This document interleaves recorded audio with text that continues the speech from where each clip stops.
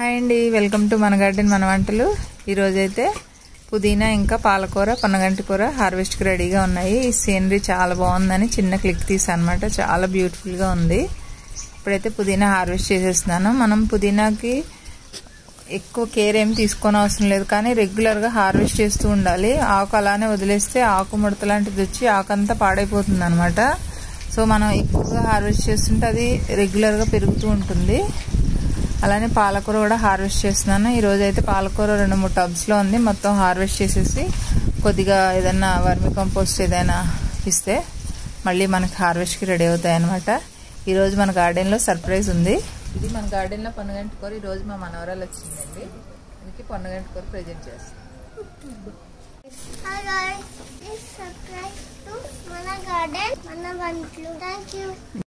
ఓకేనండి, వీడియో నచ్చితే లైక్ చేయండి, షేర్ చేయండి.